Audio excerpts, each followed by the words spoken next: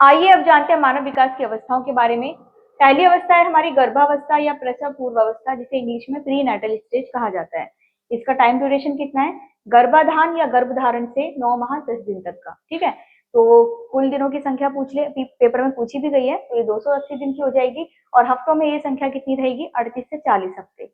और एक चीज मैं आपको पहले भी बता चुकी हूँ कि विकास की जो प्रक्रिया है वो एक निरंतर प्रक्रिया है, जो कि गर्भ से कब्र तक चलती है। यानी कि हमारा और आपका विकास हमारी माता के गर्भ से ही स्टार्ट हो जाता है। हमारी जो शारीरिक संरचना है वो गर्भ में ही बन जाती है। ठीक है, जन्म के बाद वो विकसित होने लगती है, यानी कि हमारे जो शारीरिक अंग हैं वो विकसित हो जाते हैं, मजबूत हो जाते हैं।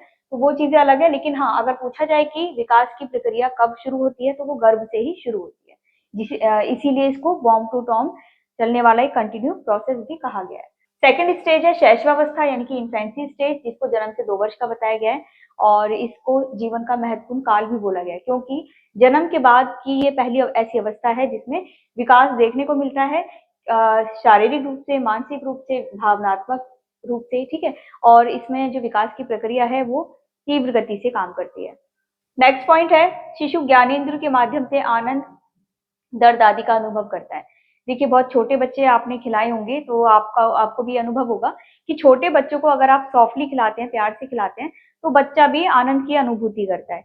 लेकिन अगर आप उनको थोड़ा सा तेज मार देते हैं, ठीक है, तो बच्चे को वो जो स्पर्श है वो समझ में आ जाता है और वो फील करने लगता है, और अपनी फीलिंग्स को वो रोने के माध्यम से दर्शाएगा। और यही यही चीज यहाँ कही गई है कि वो इंद्रियों के माध्यम से अपने हाव भाव प्रकट करता है। नेक्स्ट है बच्चा मूल प्रवृत्तियों पर आधारित व्यवहार अपनाता है। मूल प्रवृत्तियां ये 14 प्रकार की हैं, और जैसे मैंने एग्जांपल लिख रखा है यहाँ, भूख। ठीक है, भूख लगना, प्यास लगना, इन चीजों के फील होने पर बच्चा क्या करता है? आक्रोश हो जाता है, यानी कि रोने लगता है, गुस्सा करता है। तो ये वो मूल प्रवृत्तियां हैं जिससे उसका व्यवहार देखने को मिलता है ना। उसका जो बिहेवियर है वो प्रेजेंट होता है हमारे सामने, किसके माध्यम से? मूल प्रवृत्तियों के माध्यम से। नेक्स्ट है इसमें बालक पूर्णतः माता पिता पर निर्भर रहता है। देखिए, 2 वर्ष तक के बच्चे आपने भी देखे होंगे कि अगर वो चल कर जा रहे हैं और सामने कुछ किसी चीज से टकरा जाएंगे तो उनको मतलब नहीं है, वो चलते ही जा रहे हैं। ठीक है, अगर वो बच्चा बैठने लायक हो गया है और बैठा है, उसको पता है वो किनारे पर बैठा है, तो ये नहीं देखता कि वो गिर जाएगा या उसको चोट लगेगी, उसको कोई मतलब नहीं है, क्योंकि वो निर्भर किस पर है? माता पिता पर है। तो यानी कि माता पिता ही उसके संरक्षक होते हैं, वही उसकी देखभाल करते हैं। अभी उसमें इतनी समझ नहीं विकसित होती है कि उसको किस प्रकार से उठना बैठना है या चीजें करनी है। नेक्स्ट है नैतिक विकास का अभाव देखने को मिलता है इस अवस्था में, परंतु अवस्था के अंत तक प्राथमिक सामाजिकरण शुरू हो जाता है। देखिए, नैतिक विकास तो यहाँ पर हो ही नहीं सकता, मॉरलिटी कहाँ बच्चा सीखेगा इस उम्र में। लेकिन हाँ, समाजीकरण की चीजें उसके संज्ञान में आने लगती हैं। कब? जब वो 2 वर्ष का हो जाता है। समाजीकरण भी उसका कहाँ से स्टार्ट होता है? उसके परिवार से स्टार्ट होता है। परिवार में मिल बांट कर खाना, ठीक है, वो वाली चीजें वो बचपन से ही अगर परिवार में देख रहा है तो समाजीकरण का बेस उसका वहीं से बनने लगता है। नेक्स्ट है बच्चे अनुकरण के माध्यम से करके सीखने लगते हैं। देखिए, इस अवस्था में यदि आप बच्चों को कुछ सिखाना चाहते हैं तो पहले आपको खुद करके दिखाना होगा। ठीक है, तो आपको ही देखकर वो कॉपी करेगा और वो चीज सीख जाएगा, क्योंकि सीखने की गति इस अवस्था में बहुत तेज होती है। तो तभी तो बोला जाता है कि बच्चों के सामने कोई ऐसी ऐसी हरकत या ऐसे शब्द या कोई भी चीज ऐसी नहीं करनी चाहिए जिसको बच्चा बहुत जल्दी कैच कर ले और सीख ले, क्योंकि इस अवस्था में बच्चे कॉपी करके बहुत जल्दी सीख जाते हैं। नेक्स्ट है इस अवस्था को सीखने का आदर्श काल कहा जाता है, यानी कि जन्म के बाद सीखने की प्रक्रिया कहाँ से शुरू होती है? इसी अवस्था से शुरू होती है, इसीलिए इसको एक आदर्श काल कहा जा रहा है। अधिगम प्रक्रिया तीव्र होती है। अभी मैंने बताया आपको कि बच्चों के सामने कुछ भी ऐसा नहीं करना चाहिए जिससे बच्चा वो गलत चीज को सीख ले, क्योंकि उसकी जो अधिगम प्रक्रिया है, यानी कि जो उसका लर्निंग प्रोसेस है, वो बहुत ही फास्ट होता है। अतार्किक चिंतन होता है। तार्किक चिंतन का तो यहाँ कोई लेन देन है ही नहीं, लेकिन अतार्किक चिंतन भी यहाँ देखने को मिलता है, यानी कि इरेशनल थिंकिंग होती है उसकी। लॉजिक्स तो लगा ही नहीं सकता, और आप ये कहोगे कि किसी चीज को लेकर वो थिंक कर ले तो वो भी नहीं कर सकता, है ना। इससे अगला पॉइंट है स्वप्रेम की भावना। देखिए, स्वप्रेम की भावना 2 अवस्थाओं में देखने को मिलती है, एक किशोरावस्था के बाद, मतलब उत्तर किशोरावस्था में, और एक इस अवस्था में, यानी कि बच्चा खुद से प्रेम करता है। ठीक है, खुद की खुशी के लिए काम करता है, खुद में ही व्यस्त रहता है। कल्पनाशील होता है बच्चा, तो ये चीज भी आप देखेंगे किशोरावस्था में देखी जाती है कि इमेजिन वर्ल्ड में ज्यादा खोया रहता है बच्चा, मतलब जो किशोरावस्था की बात अगर मैं करती हूँ तो, और वही चीज यहाँ पर भी देखने को मिलती है। ठीक है, इसके बाद देखिए एडलर ने क्या कहा है, इस अवस्था को जीवन का आधार बोला है, क्योंकि जन्म के बाद जो भी चीजें शुरू हो रही हैं, प्रोसेस में हैं डेवलपमेंट के, वो इसी अवस्था से शुरू होती हैं। हरलॉक इस अवस्था को खतरनाक उम्र कहते हैं, क्योंकि इसी अवस्था में सबसे ज्यादा मात्रा में एक बड़ी मात्रा में मृत्यु देखने को मिलती है, क्योंकि बच्चा यहाँ पर बहुत ही ज्यादा सेंसिटिव होता है। ठीक है, बच्चे की केयर बहुत ज्यादा करनी पड़ती है, और जरा सी चूक में बच्चे को परेशानी हो जाती है, तो इस अवस्था में मृत्यु की संख्या भी काफी देखी जाती है। और मैंने यहाँ लिखा नहीं है, देखिए इस अवस्था के अंत तक बच्चा खिलौने से खेलना प्रारंभ कर देता है, लेकिन उसमें खिलौने के साथ खेलने की उतनी समझ नहीं होती है। ठीक है, वो चीज हम आगे देखेंगे बाल्यावस्था में, जो कि बाल्यावस्था का पहला वाला जो टाइम पीरियड है, पूर्व बाल्यावस्था। तो यहाँ मैंने आपको क्लियर करा दी दो अवस्थाएं, गर्भावस्था और शैशवावस्था। अब जानते हैं तीसरी अवस्था के बारे में, जिसका नाम है बाल्यावस्था, या इंग्लिश में इसको चाइल्डहुड स्टेज कहा जाएगा। और इसका जो टाइम ड्यूरेशन है वो कितना है, 2 से 11 वर्ष का। इसको दो भागों में बांटा गया है। पहला है पूर्व बाल्यावस्था, अर्ली चाइल्डहुड 2 से 6 वर्ष। दूसरा है उत्तर बाल्यावस्था, लेटर चाइल्डहुड, ये होता है 6 से 11 वर्ष। तो पहले जान लेते हैं पूर्व बाल्यावस्था के बारे में। इसमें शब्दावली निर्माण होने लगता है बच्चे का। देखिए 5 वर्ष तक बच्चे के दिमाग में 2072 शब्द निर्मित हो जाते हैं। ठीक है, क्योंकि बच्चा अच्छा खासा उसको बोलना आ जाता है, चीजों को सुनकर समझकर वो अपनी जो भी आवश्यकताएं हैं, ठीक है, तो उनको अभिव्यक्त करने लगता है शब्दों के माध्यम से। तो यहाँ पर 2072 शब्दों का निर्माण 5 साल तक हो चुका होता है, लगभग का आंकड़ा है ये। ठीक है, भाषा विकास भी हो जाएगा जब शब्दों का निर्माण हो जाएगा। तो भाषा विकास के संदर्भ में इस काल को जाना जाता है। जिज्ञासु प्रवृत्ति का होता है इसमें बच्चा, यानी कि उसमें क्यूरियोसिटी की भावना अधिक देखने को मिलती है। वो सवाल ज्यादा करता है, ये ऐसा क्यों है, वो कहाँ जा रहा है, ये किसने किया, है ना। तो ये सारी चीजें इस एज को टॉय एज कहा जाता है। बच्चा खिलौने से खेलना तो प्रारंभ 2 साल में भी आप देखोगे, 2 साल तक के बच्चे को खिलौना पकड़ाओगे, ऊट पटांग हरकत करके वो उसके साथ मस्ती कर रहा होता है। लेकिन उसको उसके साथ खेलना कब आता है, इस स्टेज में। ठीक है, खिलौने के साथ किस प्रकार से खेलना है, खिलौना है जैसे कोई गाड़ी है तो उसको कैसे चलाना है, तो वो वाली चीजें, यानी कि खिलौने से खेलने की जो उम्र है वो किसको बताई गई है, कौन सी अवस्था को बताया गया है, पूर्व वाले अवस्था को। ठीक है, प्लेमेट्स के साथ खेलना, बच्चा खिलौने से तो यहाँ खेल ही रहा है, लेकिन उसके अलावा प्लेमेट्स के साथ खेलने की भी दिलचस्पी उसमें आने लगती है, यानी कि उसको एक साथी बच्चा चाहिए होता है, अन्य बच्चे के साथ वो खेलने में ज्यादा आनंद उठाता है। शारीरिक आकार व वजन में परिवर्तन, बच्चे का यहाँ पर शारीरिक वजन, मतलब वजन उसका परिवर्तित होता दिखेगा, इसके साथ ही उसका आकार भी, है ना, मांसपेशियां मजबूत हो जाती हैं यहाँ पर। आप देखेंगे ये टाइम जो है 2 से 6 वर्ष तक का है, तो 6 वर्ष तक के बच्चे में, 2 से 6 वर्ष के बीच का जो समय है, इसमें बच्चे की जो मांसपेशियां हैं वो मजबूत हो जाती हैं, वो एक्टिव हो जाता है। स्थायी दांत निकलना शुरू हो जाते हैं 6 साल तक, ये 6 से पहले की बात नहीं है, लेकिन 6 साल की उम्र तक, यानी कि एंड तक आते आते यहाँ पर दूध के दांत गिरने लगते हैं और स्थायी दांतों की शुरुआत हो जाती है। आरंभिक स्कूल की उम्र की अवस्था इसको कहा जाता है, क्योंकि आप देख रहे हैं 2 वर्ष तो नहीं, लेकिन हाँ आप देखेंगे 4 से 5 वर्ष में बच्चे का एडमिशन करा दिया जाता है। तो इस एज को क्या कहा जाता है, आरंभिक स्कूल की एज, है ना। प्ले वे में आजकल डाल देते हैं बच्चों को, तो वो एज किस में आएगी, इसी अवस्था में। डर्टी एज भी इसको कहा जाता है। डर्टी एज से मतलब कुछ ऐसी चीजें भी बच्चा करने लगता है जैसे कि झगड़ा करना। अब वो प्लेमेट्स के साथ खेल रहा है, अगर उसके अनुसार खेल नहीं खेला जा रहा है, या मान लीजिए बच्चा हार गया है, इस बात से वो चिढ़ जाएगा, ठीक है, झगड़ा करने लगता है। बच्चे आपस में एक दूसरे का नाम बिगाड़ने लगते हैं, ऐसा आपने देखा होगा।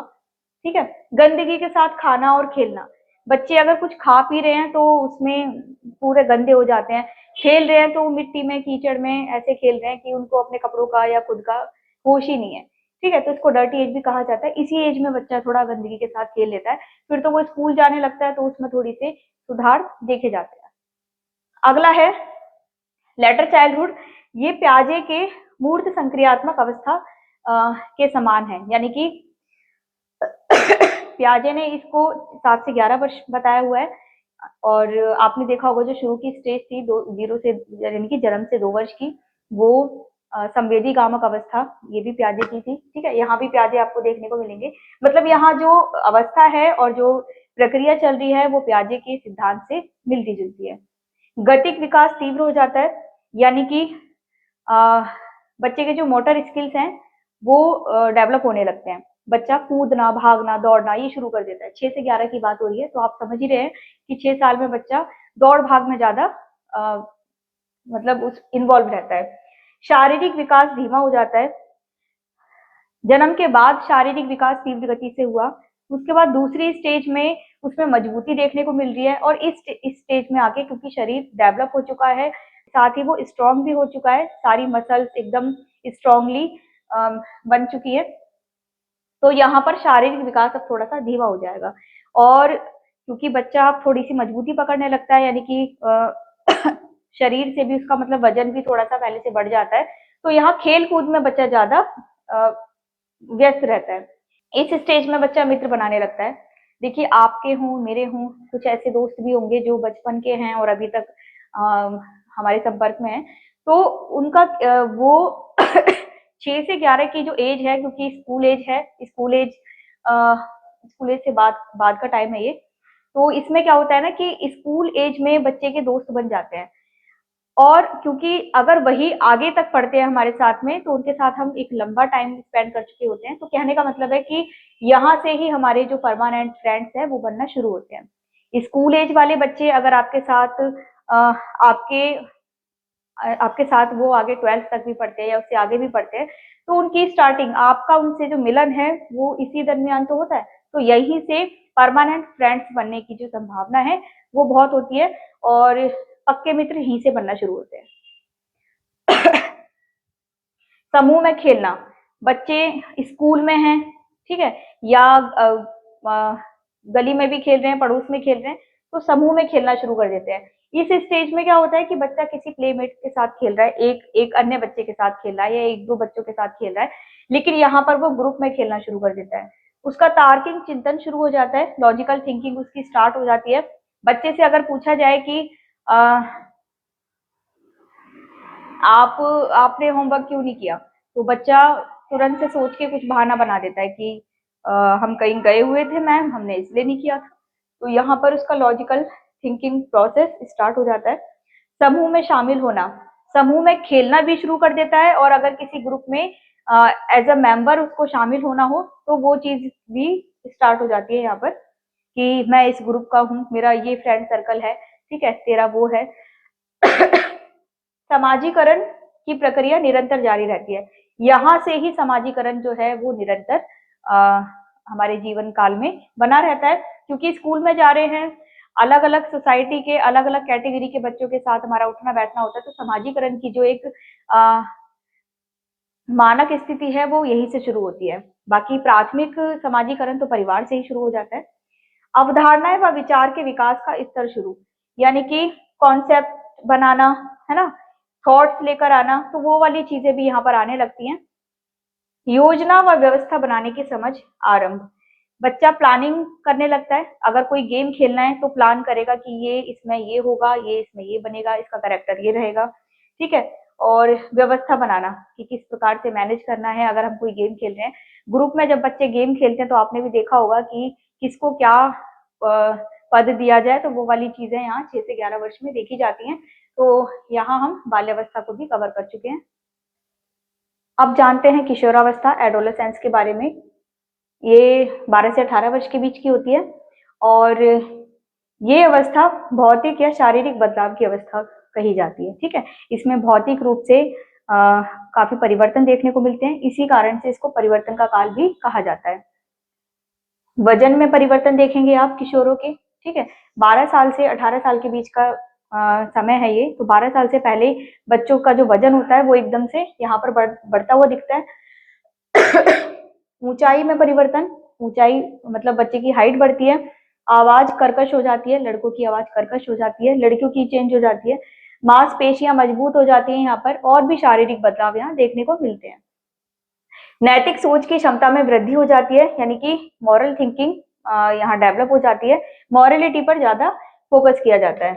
ठीक है, और संकल्पनात्मक विचार यानी कि एब्स्ट्रैक्ट थिंकिंग, अमूर्त चिंतन का भी यहाँ पर काफी अच्छा खासा रोल है। इसके साथ ही स्वयं की पहचान के प्रति संघर्ष, किशोरों में खुद की पहचान के प्रति संघर्ष की भावना जागृत हो जाती है। ये मित्रों पर निर्भर रहते हैं। ठीक है, माँ बाप या परिवार से दूरी, दूरी का मतलब इस भावना से है कि बच्चा खुद में खोया रहता है या फिर अपने मित्रगण के साथ वो अपना समय व्यतीत करता है। तो माँ बाप या परिवार से एक तरफ आप ये भी कह सकते हैं कि अगर बच्चे के माहौल पर डिपेंड है। ठीक है, एक तरफ वो स्वतंत्र रूप से अपने विचार व्यक्त कर सकता है अगर उसको पता है कि परिवार में उस तरह की बातें होती हैं या फिर समझा जा सकता है उसको। ठीक है, नहीं तो यहाँ पर दूरी भी देखने को मिलती है। चिंतित होता है बच्चा अपने भविष्य को लेकर, करियर को लेकर, पढ़ाई को लेकर, और बहुत सारी चीजें उसके दिमाग में आती हैं क्योंकि उसका स्कूल कंप्लीट हो चुका होता है, 18 वर्ष तक की एज है। तो इस वजह से भी आप कह सकते हैं कि वो अपने परिवार में या फिर जो उसके निकटवर्ती लोग हैं उनसे क्या होता है, थोड़ा सा दूरी बनाकर रखता है। शुरू में अस्थायी संवेग जो कि अंत तक स्थायी रूप से मजबूत हो जाते हैं, यानी कि इमोशनली वो स्टेबल नहीं होता, एकदम से किसी भी बात पर रो जाएगा, और कभी ऐसा होता है कि उसको रोना ही नहीं आता, तो उसका खुद के इमोशंस पर कंट्रोल नहीं होता। ठीक है, तो अस्थायी संवेग होता है। ये शुरुआत की बात की जा रही है 12 साल से, लेकिन जब इस अवस्था के अंत तक पहुंचा जाता है तब तक स्थायी रूप से उसके जो इमोशंस हैं, जो उसकी भावनात्मक स्थिति है वो क्या हो जाती है, मजबूत हो जाती है। विषम लिंगी आकर्षण यहाँ स्टार्ट हो जाता है, यानी कि अपोजिट जेंडर के प्रति अट्रैक्ट होना। ठीक है, जैसे गर्ल्स हैं तो बॉयज के प्रति, बॉयज हैं तो गर्ल्स के प्रति।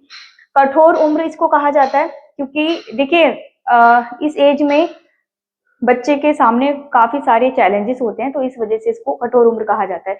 इधर शारीरिक बदलाव हो रहे हैं, ठीक है, उधर उसका स्कूल कंप्लीट हो चुका होता है, अब उसको एक नए तरीके से चीजें शुरू करनी होती हैं, तो यहाँ पर हम कहेंगे कि इस वजह से इसको एक हार्ड एज कहा जाता है। तनाव व तूफान की अवस्था, स्ट्रेस बहुत होता है माइंड में, है ना, कि करियर को लेकर बच्चा स्ट्रेस करने लगता है कि अब मुझे आगे क्या करना है, कैसे होगा, या फिर घर वालों, जैसे पढ़ाई किसी किसी की बंद हो जाती है कि 18 तक की, मतलब 12वीं तक की पढ़ा रहे हैं, तो काम का फिर स्ट्रेस है, और अगर पढ़ाई भी करनी है तो पढ़ाई का स्ट्रेस है, यानी कि स्ट्रेस यहाँ पर घेरे रखता है बच्चे को। और तूफान की अवस्था इसलिए कहा जा रहा है क्योंकि बच्चा बहुत जल्दी इसमें हाइपर होने लगता है ना, और कुछ ऐसी चीजें भी बच्चे के इर्द गिर्द देखी जाती हैं जो बच्चा कहते हैं ना संगत का असर, तो ये तूफान भरी अवस्था होती है। यहाँ पर बच्चा कह सकते हैं कि राइट भी हो सकता है, रॉन्ग भी हो सकता है। ठीक है, संक्रमण काल की अवस्था है ये, है ना। स्वर्णिम काल भी इसको कहा जाता है। स्वर्णिम काल इसलिए कहा जाता है क्योंकि चेंजेस जो आ रहे हैं इस अवस्था में, इस स्टेज में, तो वो अगर अच्छे से उनको मैनेज किया जाए तो ये गोल्डन पीरियड भी है। वसंत ऋतु, है ना, तो ये चीजें मुझे सारी एक एक चीज बताने की जरूरत नहीं है, यहाँ पर मैंने मोटा मोटा आपको समझा ही दिया है। और देखिए, समूह का प्रतिनिधित्व करना बच्चे को आ जाता है, यानी कि ग्रुप में ऐड होना तो वो पिछले स्टेजेस में कर ही रहा था, लेकिन यहाँ पर वो ग्रुप को कैसे चलाना, लीडरशिप की जो चीजें हैं वो उसको आ जाती हैं। मित्रता निभाना, यहाँ मित्रों पर निर्भर है, यानी कि इस फ्रेंडशिप में ये ज्यादा इन्वॉल्व रहता है। बाल्यावस्था तथा उत्तर किशोरावस्था के बीच पुल की स्थिति माना जाता है इस अवस्था को, क्योंकि एक तरफ तो बाल्यावस्था, उससे इसने जंप किया किसमें, किशोरावस्था में, और इसके बाद की जो स्थिति है उत्तर किशोरावस्था, ठीक है, और जैसे प्रौढ़ावस्था आ जाती है, तो ये वो स्टेज है, एक तरफ तो वो बचपन से अपने बचपने से निकलकर यहाँ आया है, और यहाँ से निकलकर उसको फिर से जिम्मेदारियों में आगे की ओर बढ़ना है, तो ये वो स्टेज है, तो ये चैलेंजेस भरी स्टेज है, चुनौतियों भरा इसको बोलेंगे हम। ठीक है, बुद्धि, ज्ञान व समझ में वृद्धि। अब क्योंकि बदलाव की स्थिति है यहाँ पर, तो बदलावों से क्या होता है, अनुभव होता है, और अनुभव से क्या होगा, बुद्धि में, ज्ञान में, समझ में पहले की अपेक्षा वृद्धि देखी जाती है। स्वतंत्रता से प्रेम, बच्चे को चाहिए होता है मुझे फ्रीडम दो, है ना, घर में भी जैसे एकांत में रहना वो पसंद करेगा, या अपनी स्वतंत्रता के लिए वो बाउंडेशन फील नहीं करता, मतलब बाउंडेशन के प्रति ऑब्जेक्शन उठाना उसका इस उम्र से शुरू हो जाता है। लक्ष्य निर्धारण, बच्चा अगर करियर चूज कर रहा है तो टारगेट बनाने लगता है, मतलब इतनी समझ उसमें होती है कि उसको किस टारगेट को अपनाना है, ठीक है। हालांकि उसका अंत क्या होगा उसकी उसको समझ नहीं है, लेकिन हाँ वो अपने मुताबिक चीजों को चूज कर सकता है। भविष्य के प्रति दिलचस्पी उसकी बढ़ जाती है और इस दिलचस्पी से ही स्ट्रेस आने लगता है। तो ये सारी स्थिति मैंने आपको समझा दी है, जो कि किसके बारे में थी, एडोलेसेंस यानी कि किशोर अवस्था के बारे में। आइए अब जानते हैं विकास के मनोलैंगिक सिद्धांत को। देखिए इसको देने वाले कौन है, इसे मनोविश्लेषणवाद के जनक सिगमंड फ्राइड ने ही दिया था। तो इनका सिद्धांत क्या कहता है कि यौन इच्छा यानी कि लिबिडो, लिबिडो संपूर्ण जीवन काल में मानव विकास के पीछे की प्रेरणा शक्ति है। यानी कि जीवन भर होने वाली जो विकास की प्रक्रिया है, ठीक है, उसके पीछे एक प्रेरणादायी शक्ति के रूप में इन्होंने किसको बताया है, यौन इच्छा को। हालांकि प्रारंभिक विकास में यानी कि विकास के शुरुआती चरण में यह शरीर के विभिन्न भागों में होती है। यौन इच्छा की जो भावना है, ठीक है, वो शरीर के विभिन्न भागों में कब होती है, जब बालक प्रारंभिक विकास के चरणों में होता है। तो मनोलैंगिक सिद्धांत के तहत इन्होंने विकास के 5 चरण बताए हैं। पहला चरण है ओरल स्टेज, ओरल यानी कि मौखिक, मुंह से जुड़ी हुई चीजें हैं इसमें, ठीक है। तो इसमें उत्तेजना बच्चे के मुंह में केंद्रित होती है, उदाहरण के लिए जैसे चूसना, है ना, चबाना, काटना आदि, इससे बच्चे को खुशी मिलती है। तो ये जो चीजें हैं ये प्लेजर प्रिंसिपल पर काम कर रही हैं। तो ये किससे रिलेटेड है, इड से रिलेटेड है। Second anal stage, anal means गुदा, ठीक है। तो यहाँ पर उत्तेजना बालक के गुदे में केंद्रित होती है, जैसे मल त्यागने के पश्चात उसको आनंद की अनुभूति होती है, घुटने चलने से उसको खुशी मिलती है। तो यहाँ पर खुशी का जो माध्यम है वो क्या है, यानी कि खुशी प्राप्त करने का जो माध्यम है वो क्या है, एनल है। तो ये ईगो का पार्ट है यानी कि ये रियलिटी प्रिंसिपल पर काम करता है। रियलिटी है भाई कि किसी को मान लीजिए यूरिन रिलीज करना है, ठीक है, प्रेशर बन रहा है, तो वो करने के बाद में रिलैक्स फील करता है, तो वहां से उसको खुशी मिलती है। तो ये वही चीज है। तो इसमें कुछ कुछ भी आर्टिफिशियल नहीं है, तो रियलिटी है कि बच्चे को मल त्यागने के बाद में आराम मिलता है, तो वो क्या होता है, आनंद का अनुभव लेता है, ठीक है। तो ये 2 स्टेज कंप्लीट हुई। अब जानते हैं फ्राइड की तीसरी स्टेज को, जिसका नाम है फैलिक स्टेज। ये 3 से 6 वर्ष के बीच होती है जो कि पूर्व बाल्यावस्था से संबंधित है। यानी कि पूर्व बाल्यावस्था 2 से 6 वर्ष का जो टाइम होता है, और यहाँ 3 से 6 का दे रखा है। तो वही चीजें हैं यहाँ पर, मतलब उसी अवस्था के अंतर्गत आने वाली चीजें हैं। इसमें उत्तेजना जनन अंगों यानी कि जेनिटल्स में स्थित हो जाती है, परंतु बालक की इच्छा विशेष रूप से हेट्रोसेक्सुअल यानी कि माता पिता पर ही केंद्रित होती है। देखिए सबसे पहली स्टेज में उत्तेजना मुंह के द्वारा हो रही थी, यानी कि मुंह से बच्चा आनंद ले रहा था, ठीक है। और दूसरी स्टेज में ने गुदे के माध्यम से आनंद ले रहा था।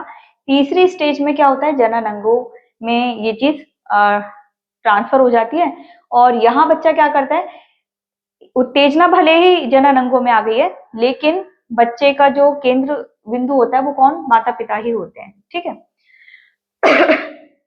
इस अवस्था में ऑडिपस कॉम्प्लेक्स व इलेक्ट्रा कॉम्प्लेक्स का अनुभव होता है। ये 2 ऐसे कॉम्प्लेक्स हैं, हिंदी में भी इन्हें यही कहा जाता है, जो कि इस अवस्था में जनरेट हो जाते हैं। इसमें बच्चे माता पिता को विस्थापित करने लगते हैं। विस्थापन की प्रक्रिया क्या कहती है कि लड़कों का झुकाव माता की तरफ और लड़की का झुकाव पिता की तरफ। इसमें समान लिंग से असुरक्षा महसूस होती है, जबकि विषम लिंग के प्रति अधिक लगाव होने लगता है। लड़कों को अक्सर डांट पड़ती है, तो वो अपनी माँ के संरक्षण में रहते हैं, ठीक है। जबकि लड़कियां अपने पिता के संरक्षण में होती हैं, और यह भविष्य में भी देखने को मिलता है। अभी तो यहाँ पर पेरेंट्स तक की बात हो रही है, लेकिन विषम लिंगी आकर्षण जो है वो बड़े होकर भी देखने को मिलता है, जैसे कि लड़कों का झुकाव या लड़कियों का आकर्षण लड़कों के प्रति, लड़कों का लड़कियों के प्रति। नेक्स्ट है 4th स्टेज, लेटेंसी स्टेज। ये 6 से और यौवन तक होती है, ठीक है। मतलब यौवन काल शुरू होता है जैसे 11 से 13 के अप्रोक्स शुरू हो जाता है, तो वहां तक की स्टेज है ये। इसमें बच्चा क्या होता है ना, देखिए 6 से 11 ये उत्तर बाल्यावस्था की एज है वैसे देखा जाए तो यहाँ पर उस अवस्था में यानी कि उस टाइम में बच्चा क्या होता है, स्कूल जाने लग रहा है, ठीक है। तो एलिमेंट्री उसका स्कूल स्टार्ट हो चुका होता है, और यहाँ पर स्कूलिंग उसकी चल रही है, तो वो बिजी भी रहेगा, नई नई चीजें सीखेगा, दोस्त बनेंगे, ठीक है। तो यहाँ वो अपनी यौन इच्छाएं दबाने लगता है ना। यानी कि जिन चीजों से उसको खुशी मिलती है, जो माध्यम अभी तक हमने पिछली स्टेजेस में पढ़े, तो उनको वो दबाने लगता है क्योंकि वो अब पब्लिक में है ना। तो सामाजिक व बौद्धिक कौशल सीखने पर उन इच्छाओं से ऊर्जा केंद्रित करना। जो एनर्जी वो अब तक इन चीजों में लगा रहा था, अब वो सारा ध्यान कहाँ लगाएगा? अपनी पढ़ाई लिखाई में। ठीक है, चीजों को सीखने में बौद्धिक क्षमताएं यहाँ पर देखी जाती हैं, मतलब कौशल विकास उसका होने लगता है। सुषुप्ता आने लगती है। सुषुप्ता यानी कि उसकी जो उत्तेजना वाली भावनाएं हैं, है ना, यौन इच्छा है, वो क्या सुस्त पड़ जाती है, क्योंकि उसके पास इतना टाइम ही नहीं होता। स्कूल से आने के बाद ट्यूशन जाना है, फिर थोड़ा खेलना है, फिर होमवर्क कंप्लीट करना है ना। तो ये इस प्रकार से है। और ये तीसरी स्टेज जो है, ये सुपर ईगो से रिलेटेड है। ये मॉरलिटी पर ज्यादा ध्यान देती है, माता पिता पर ही केंद्रित है। अब जानते हैं फिफ्थ स्टेज को, जो कि है genital stage. Genital stage puberty से लेकर लाइफ लॉन्ग चलती है, यानी कि यौवनावस्था से इसका प्रारंभ हो जाता है। 13 वर्ष तक ये शुरू मतलब आ जाती है बच्चे में, और उसके बाद ये जीवन पर्यंत तक चलती रहती है। तो यहाँ पर जो जनन अंग होते हैं, तो उनसे संबंधित ये चरण है। तो इसमें क्या है कि यौवन के बाद वयस्क व प्रौढ़ावस्था तक ये एक्टिव रहती है ये चीजें, यानी कि जो यौन इच्छा है वो यहाँ पर अपने चरम पर होती है। ठीक है, बच्चा परिपक्व हो जाता है। जो चीजें वो अब तक किसी न किसी रूप से, किसी न किसी अन्य माध्यम से जिनको फील करता रहा है, तो उसको अब क्या होता है, वो सारा फोकस उसके जनन अंगों पर ही आधारित होता है। तो ये हम कंप्लीट कर चुके हैं मनोलैंगिक सिद्धांत को।